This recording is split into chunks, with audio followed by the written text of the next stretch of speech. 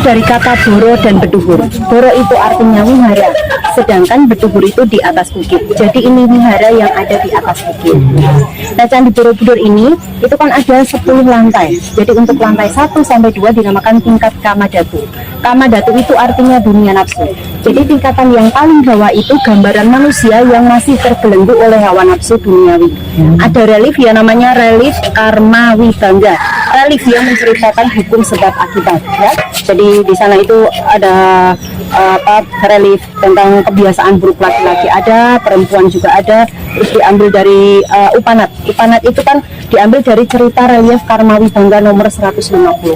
Jadi seseorang itu memberikan alas kaki kepada Brahmana, maka di kehidupan harinya dia itu akan berlimpahan harta juga kendaraan. Jadi intinya kalau kita berbuat baik maka akan mendapat balasan baik, begitu juga sebaliknya. Nah, sedangkan lantai 3 sampai 7 dinamakan tingkat Rupa Dhatu. Rupa itu dunia bentuk, dunia peralihan. Itu ada berbagai macam relief, diantaranya Jataka Mala, Jataka Awadana, Gandawiuha, dan Lalita Vistara. Untuk relief Lalita Vistara itu menceritakan riwayat Sang Buddha Gautama. Sedangkan Jataka Mala, Jataka Awadana tentang reinkarnasi Buddha. Jadi Sang Bodhisattva itu mengubah dirinya berbagai wujud hewan, dia mengajarkan tentang budi pekerti dan ajaran-ajaran dharma lainnya. Yang terakhir 8 sampai 10 dinamakan tingkat Arupa. Di Arupa itu terasnya meningkat. Itu tidak ada relief sama sekali. Ada 72 stupa kecil dan 1 stupa induk. Di teras yang pertama itu ada 32 stupa, teras kedua ada 24, teras ketiga 16 tambah puncaknya 1. Jadi total keseluruhan stupa itu ada 73. Ya, 7 tambah 3 berapa, Dek? 10 ya. Jadi Borobudur itu ada 10 lantai, tapi nanti kita cuma sampai lantai ke-9.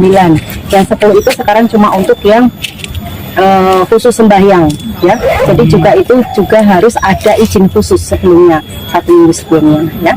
Nah, Candi Borobudur ini dibangun abad ke-8. Jadi ini sudah sekitar 1200 tahun yang lalu, dibangun oleh dinasti Sailendra, rajanya Samaratungga.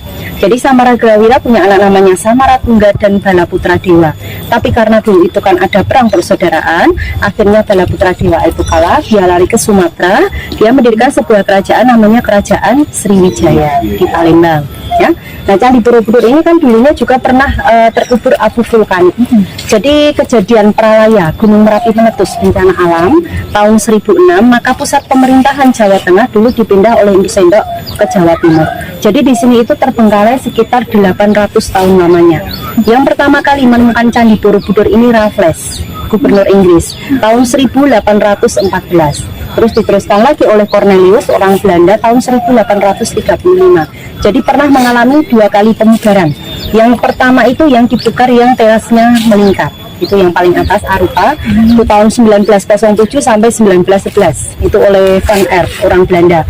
Sedangkan renovasi yang kedua tahun 1972 sampai 1983 oleh pemerintah Indonesia bersama UNESCO, itu yang lantai 3 sampai 7. Jadi sekarang Candi Borobudur ini masuk warisan budaya dunia, ya, yang sudah diakui UNESCO tahun 1991 dengan 3 kriteria. Yang pertama itu masterpiece, mahakarya. Jadi Candi Borobudur ini tidak ada duanya di negara lain. Yang kedua dari segi arsiteknya. Terus yang terakhir ketiga itu filosofi. Nah, di Indonesia sendiri warisan budaya dunia yang diakui UNESCO itu kan ada 5. Yang pertama Candi Borobudur, yang kedua Candi Prambanan, ya. Terus yang ketiga itu Sangiran. Tahu Sangiran? Sangiran itu situs manusia purba. Itu di Karanganyar, Solo, ya. Yang keempat itu di Bali. Bali itu sistem teras ring. Jadi itu alam, landscape-nya yang dinilai. Dan terakhir kelima itu Sawalunto di Sumatera Barat. Jadi ada 5 warisan budaya dunia, ya. Dan nanti juga kita bisa lihat di sini ada 504 patung Buddha. Posisi tangan Buddha itu beda-beda, namanya mudra.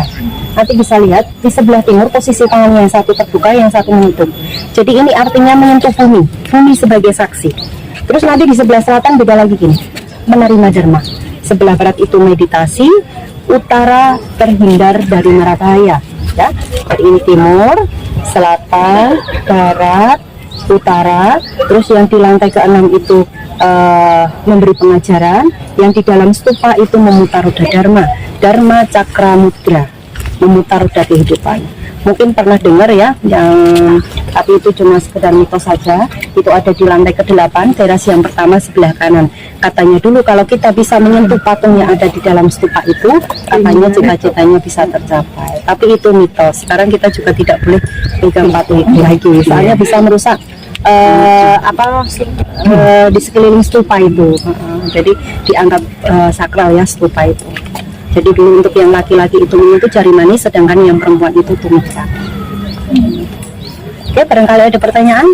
Kalau enggak kita lanjut.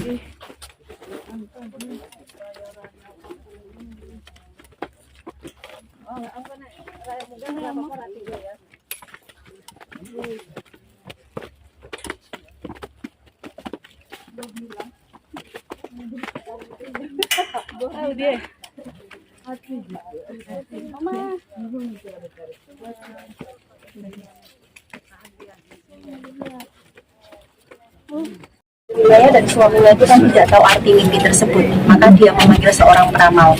Peramal mengatakan nanti akan lahir seorang budak. Setelah 7 bulan, Dewi Maya itu bisa menyembuhkan orang sakit dengan hanya memegang kepalanya saja.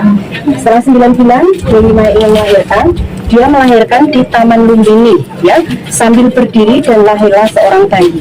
Bayi itu langsung bisa jalan 7 langkah. Nah, dalam pijakannya itu muncul bunga teratai. Jadi ini penggambaran Candi Borobudur. Kalau dilihat dari atas kan seperti bunga teratai yang mengapung di tengah-tengah danau. Makanya kan ada seperti ini, di patung Buddha, di bawahnya ini kan simbol bunga teratai. Kalau ini namanya Jaladhara, saluran air. Tapi sekarang tidak difungsikan lagi karena waktu pemugaran yang kedua itu sudah dipasang pipa drainase. Jadi yang mungkin sebelumnya itu kan ada saluran air. Jadi dulu kalau hujan air mengalir lagi. Sekarang